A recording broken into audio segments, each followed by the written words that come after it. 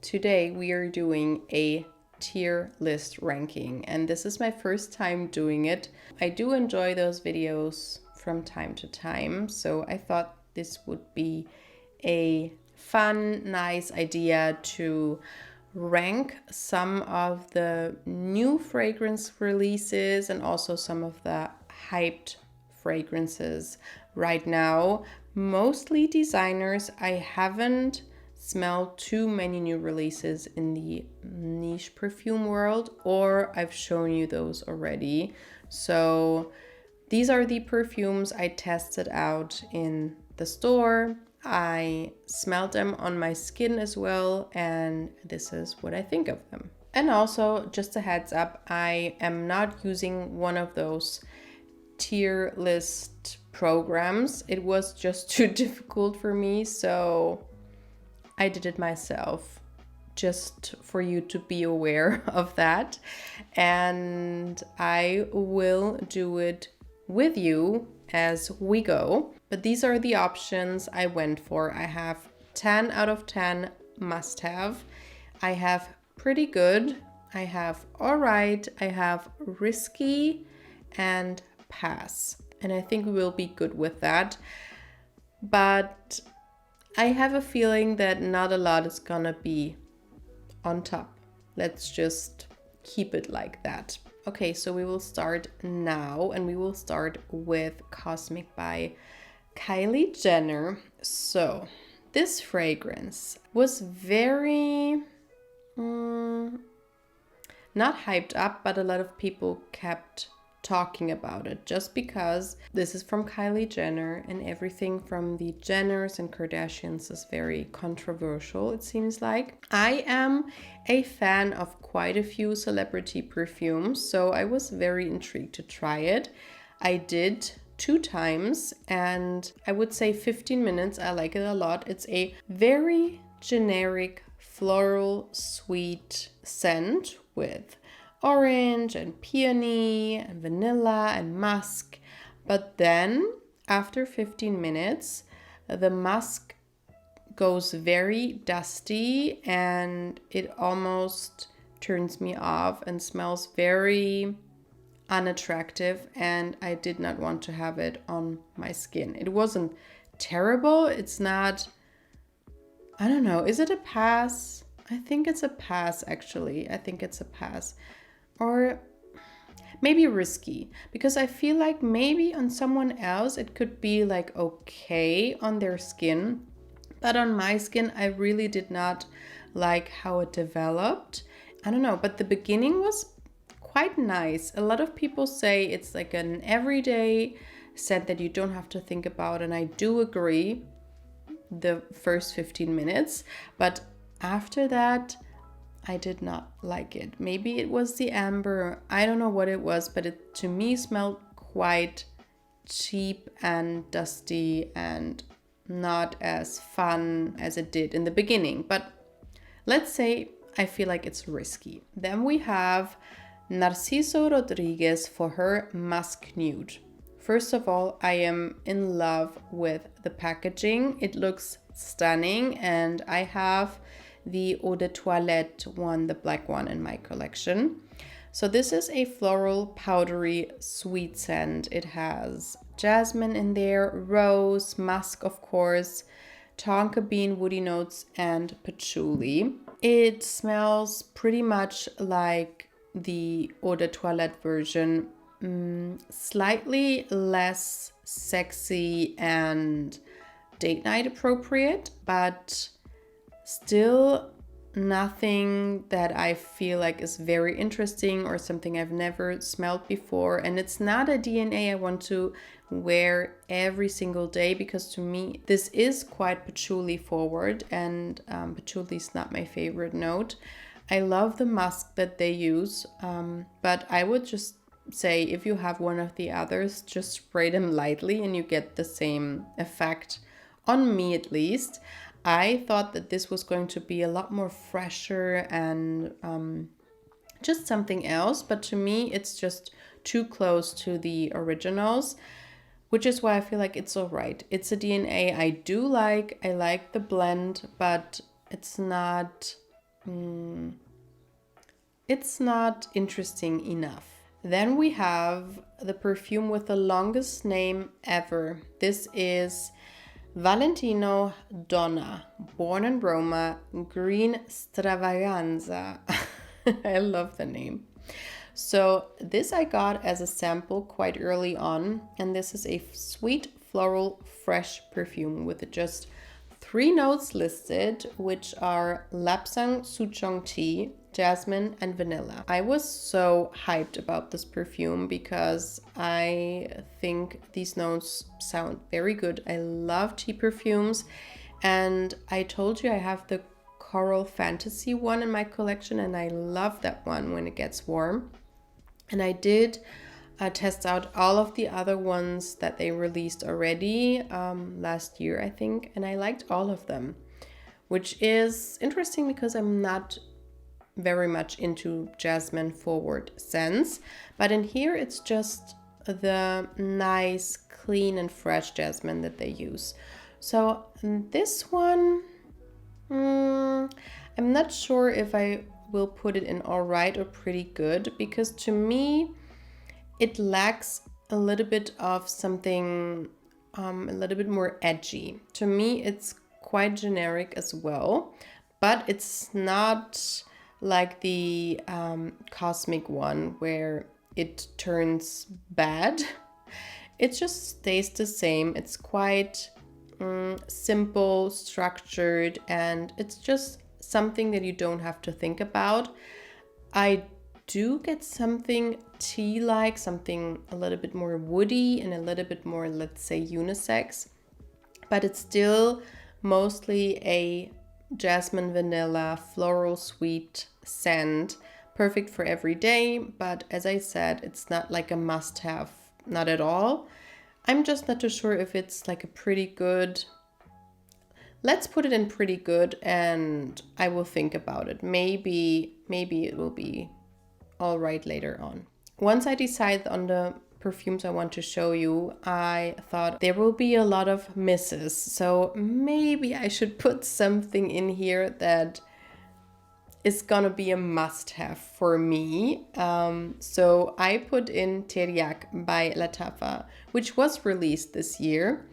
I just talked about it in a video before, but still I want to highlight it because I feel like this is so beautiful. And this is, I think, the first fragrance from Lattafa where they highlighted the perfumer, which they don't do usually. So this is a sweet gourmand and spicy fragrance with notes of caramel. There's almonds in here, apricot, honey, rose, rhubarb, musk, vanilla. It doesn't, to me, those notes sound very everything and nothing, and maybe a little bit more vintagey leaning. It does not smell like that at all. So as you can see, I put it in 10 out of 10 must have, and I will put it there. To me, this is a must have. Also, to me, is such a good price for what you get. I feel like the bottle is quite cute as well. The juice is very high quality. It's something that lasts all day, that doesn't, like the cosmic one, turns into something like generic smelling. It stays strong. It's quite strong, and I love the notes. It's a very creamy floral sweet scent. You definitely get caramel, I get honey, I get vanilla, and I get something fruity like the apricots, like creamy apricots with vanilla on top with some caramel. It's quite sweet, but then you get the roses and the white blossoms, which pulls it in a more elegant direction. Doesn't really lean Middle Eastern to me, but then again, it was created by a French perfumer.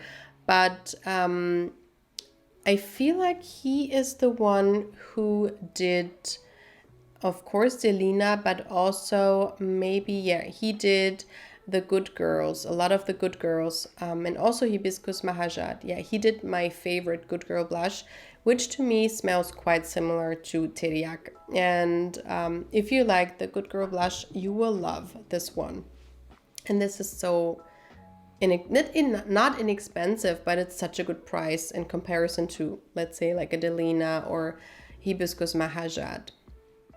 Then we have a quite new one. This is Daisy Wild by Marc Jacobs. And I don't know what's going on with Marc Jacobs, but to me, it seems like they never released something and then they released 10 different versions of the same perfumes. I will talk to you about the pop one later, but they released like a Daisy pop, then a Daisy Wild pop, then a pop also fresh, and so on and so forth. It's very confusing, but let's talk about Daisy Wild. I love the packaging. It's so childlike, but it's so cute, and it just looks like a bouquet of flowers. I mean, basically it's my channel name as a fragrance, right? Like my scent bouquet.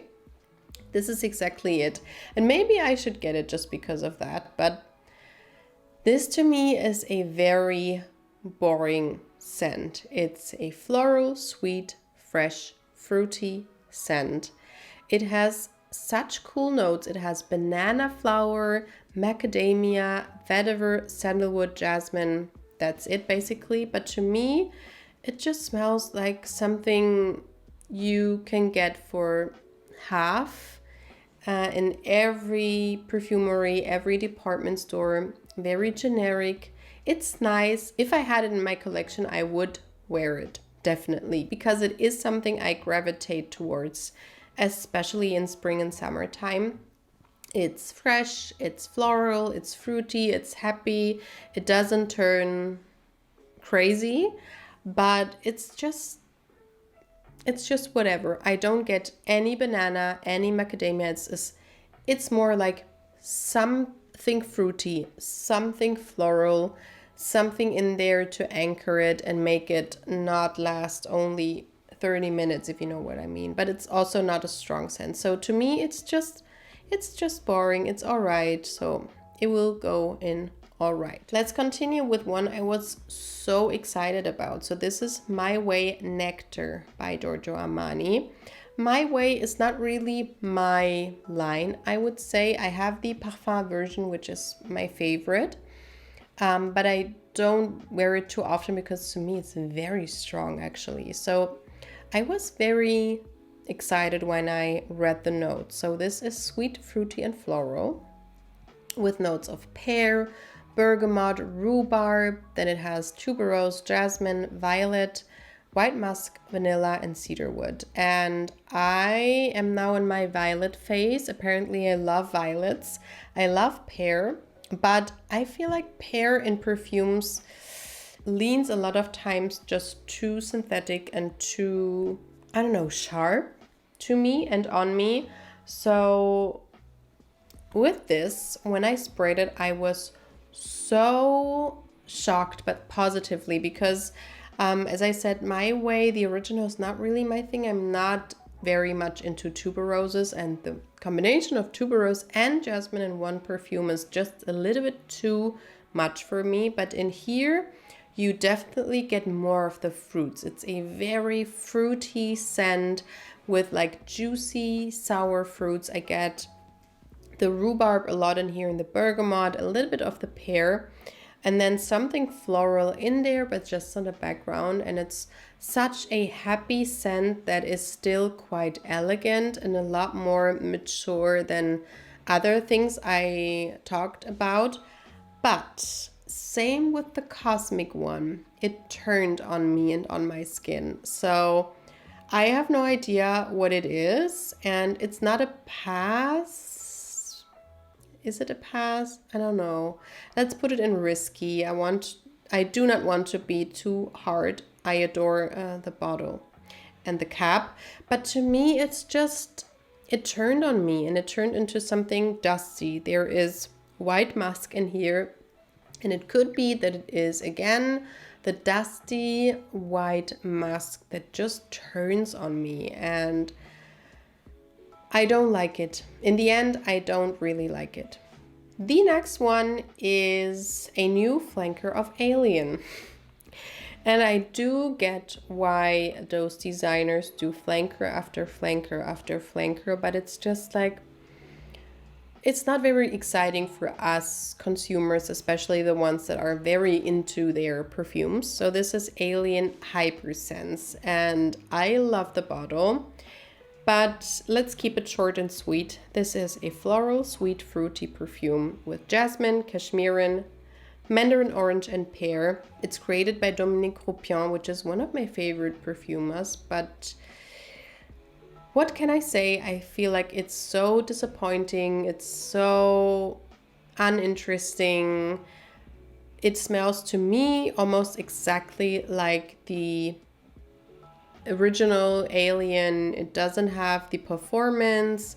It's okay. It's okay when it comes to performance. It's okay when it comes to the scent, but this is the heady jasmine that I don't like on my skin. I get headaches from it instantly, and I feel like this is not worth being a flanker. So unfortunately, to me, this is a pass. But if you like Alien, then maybe that would be something you would be interested in.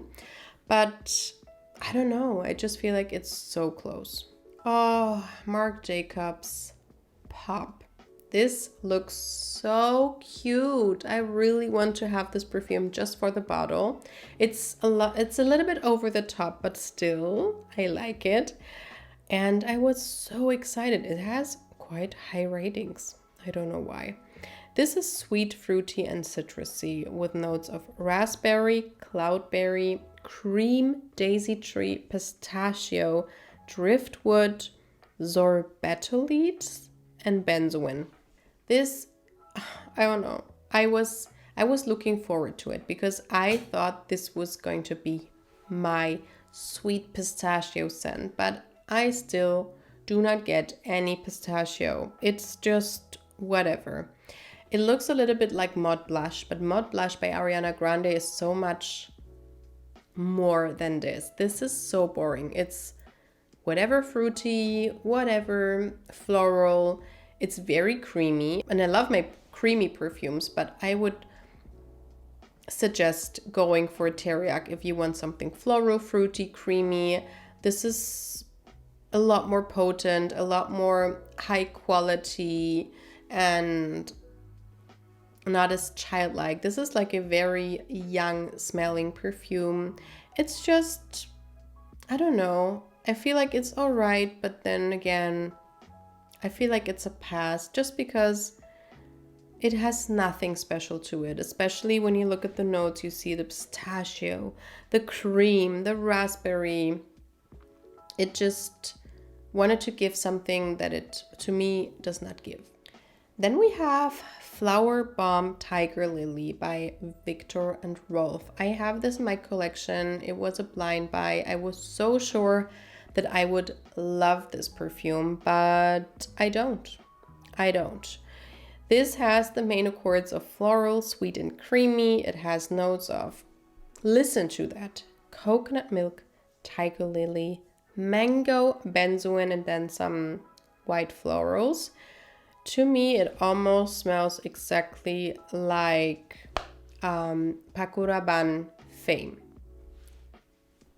Just like it. There is something else that smells similar, maybe from Jimmy Choo, but we have a lot of those generic, synthetic smelling, fruity, floral perfumes with a coconut twist. So you get this vacation-like feeling, but then you get those super synthetic fruits, and to me, I don't like it on my skin at all. I want to, but I don't know. I know that a lot of people like this perfume, so maybe I will put it into risky, but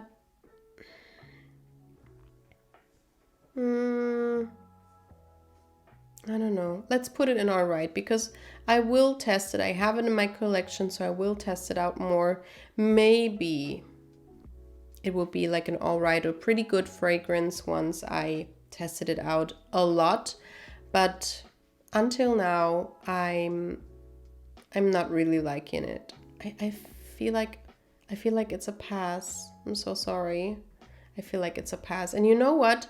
That's the thing. Like I told you before, that I love the process of testing perfumes. I have 2 new ones on here. I have What About Pop by the House of Oud, and I have Hufflepuff by House of Sillage. Funny that they have similar names, but I love the process of testing out perfumes.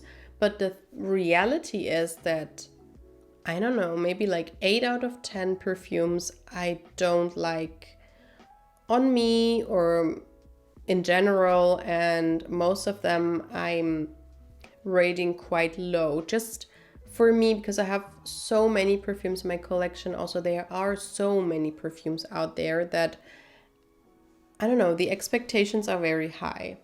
And sometimes it's just a love at first sight. Like the Teriaq one, for example, was a love at first sight. And with others, it's just like I don't like you straight away. I don't know.